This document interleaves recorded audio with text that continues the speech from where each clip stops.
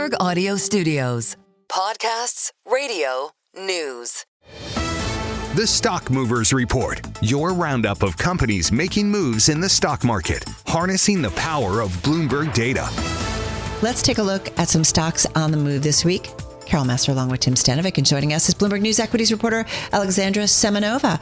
Good to have you here. Where shall we begin? Great to be with you. I'm taking a look here at American Eagle. That company is sliding today after the company pulled its full year guidance. Obviously, a lot of firms have been doing that this reporting cycle as they try to navigate tariff volatility. They actually said that the quarter was marred by discounting and a write-down of inventory. So they're not really casting any blame here on tariffs. They're just saying that there's a lot of macroeconomic uncertainty for them after a tough quarter. Their CEO said that they were really disappointed with the execution of the first quarter. They also said that their merchandising strategies didn't drive the results that they had anticipated, and accordingly, their revenue is expected to be about $1.1 billion.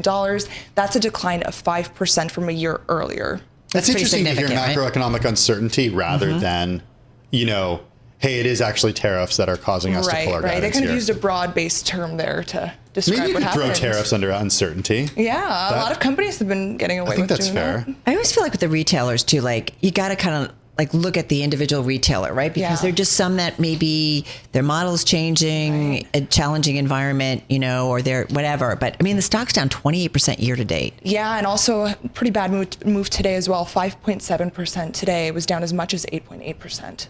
All right, well, let's talk a little private equity because I know KKR is on your radar today. Yeah, some better news here for KKR. They got an upgrade from Morgan Stanley. The firm moved it to overweight from equal weight. They said that this is a good way to play the expected recovery in capital markets. So investors really looking ahead to, the deal-making portion of the Trump agenda here. And they said that it also has an attractive entry point right now. It's been underperforming some of the other alternatives companies.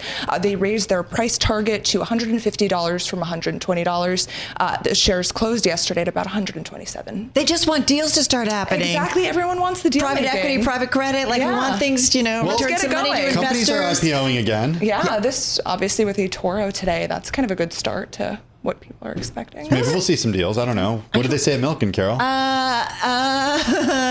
Waiting. Okay. Everybody's that ready. Was last week. That was last week. But there's one IPO. Like we'll see. Like TBD.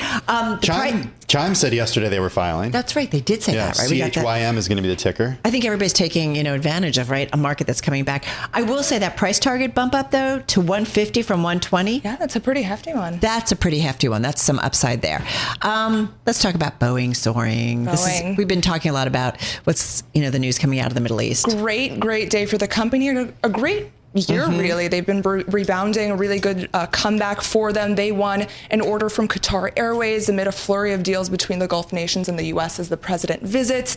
The agreement is for the 160 aircraft, according to the White House. This is apparently the largest order in the company's history, and it's also a win for Boeing at a time that it has been under pressure from delays for the latest Air Force One presidential jets. So really positive here for Boeing, which obviously has dealt with so many issues. 52-week high today.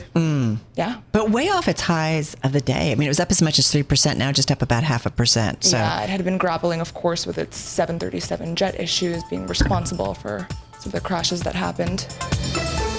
The Stock Movers Report from Bloomberg Radio. Check back with us throughout the day for the latest roundup of companies making news on Wall Street. And for the latest market-moving headlines, listen to Bloomberg Radio live. Catch us on YouTube, Bloomberg.com, and on Apple CarPlay and Android Auto with the Bloomberg Business app.